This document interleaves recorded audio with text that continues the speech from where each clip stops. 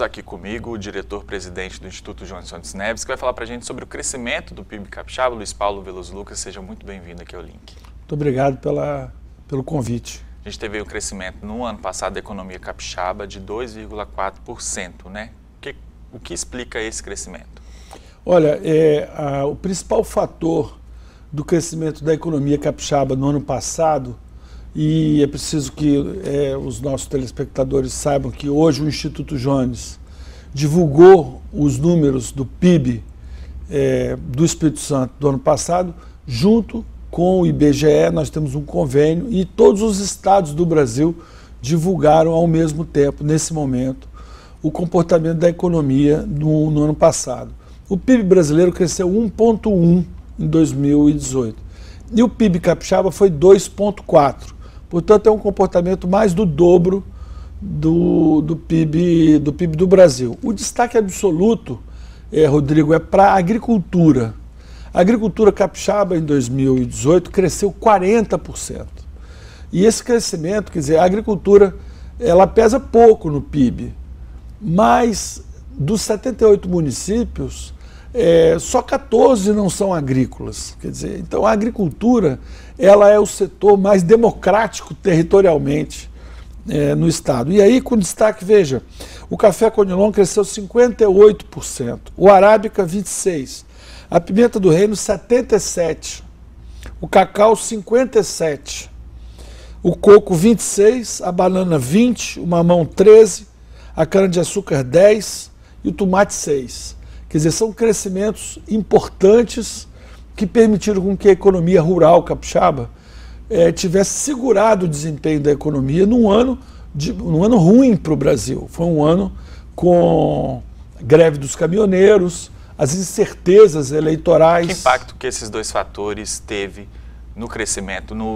Talvez a gente teria um crescimento maior se não fosse... No início do ano passado, Rodrigo, no início do ano passado, as expectativas dos especialistas davam conta que a economia ia crescer acima de 3,5%, 4% alguns diziam.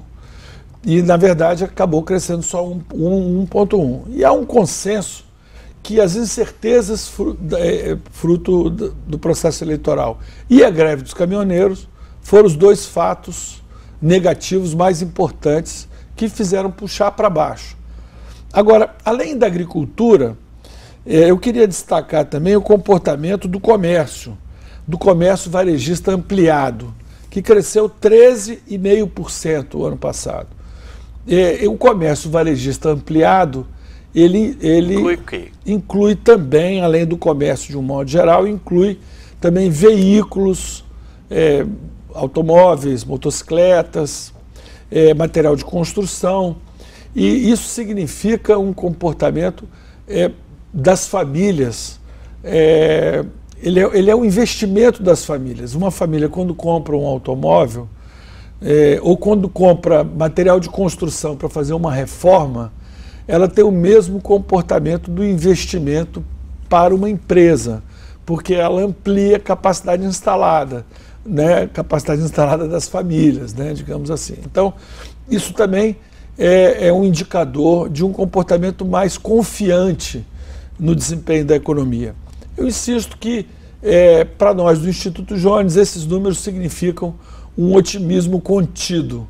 Nós vivemos um período de crescimento baixo, de recuperação econômica, na verdade, mas a resiliência da economia brasileira num ambiente conturbado, como foi do ano passado, é um motivo de orgulho. E o desempenho da nossa agricultura.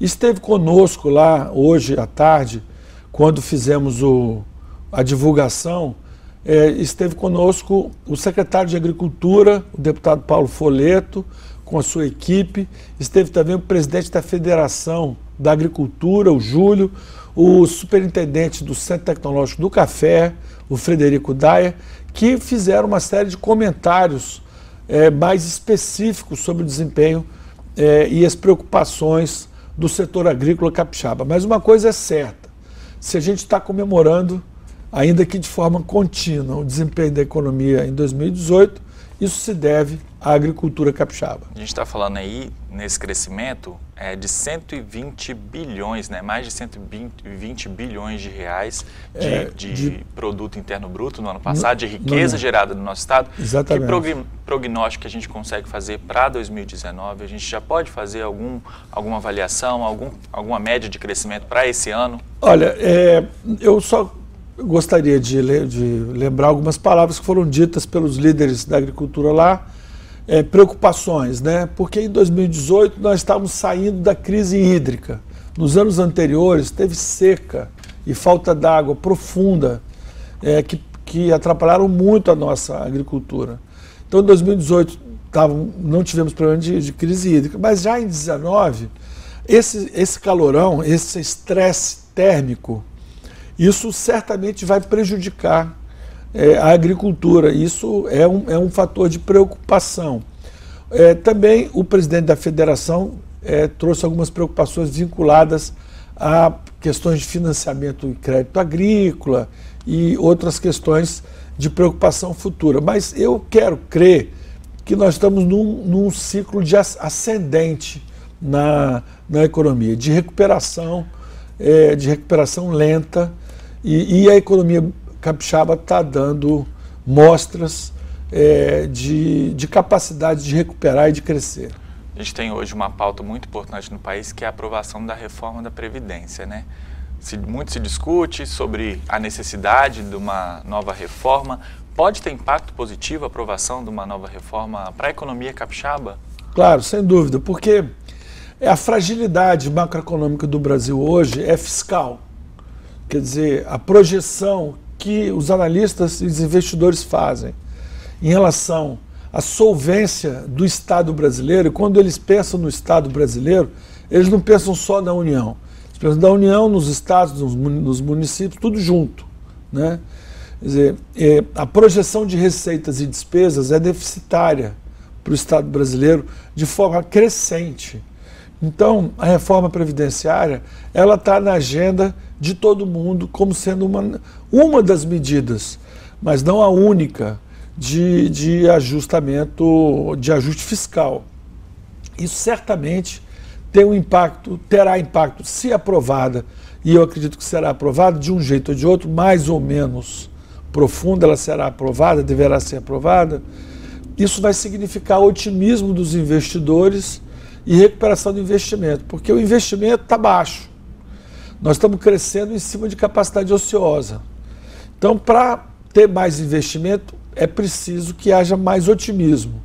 E esse otimismo é proporcional à expectativa de solvência do setor público brasileiro e de que nós possamos superar essa fragilidade. Antigamente, era inflação, crise de balanço de pagamentos, ninguém mais fala nisso, né? Nem de inflação, nem de crise de balanço de pagamentos. O Brasil tem reservas importantes, não tem mais problema. A dívida externa, vai pagar a dívida externa, tem o FMI, ninguém mais fala nada disso. A gente tem que fazer o dever de casa, né? A questão central para o Brasil hoje é equilíbrio fiscal sustentável, não com medidas de curto prazo, mas com medidas estruturais. Eu acredito que a economia capixaba ela vai responder muito bem a um ambiente melhor. Se nós já estamos crescendo o dobro da economia brasileira em tempos não tão bons, quando nós tivermos um ciclo realmente de expansão, aí eu acho que a nossa economia pode bombar. Queria muito agradecer a sua presença aqui no Link Espírito Santo. Eu que agradeço, Rodrigo. Conversei aqui com o Luiz Paulo Veloso Lucas, diretor-presidente do Instituto João Santos Neves, para falar sobre o crescimento do PIB no ano passado. A economia capixaba cresceu 2,4%.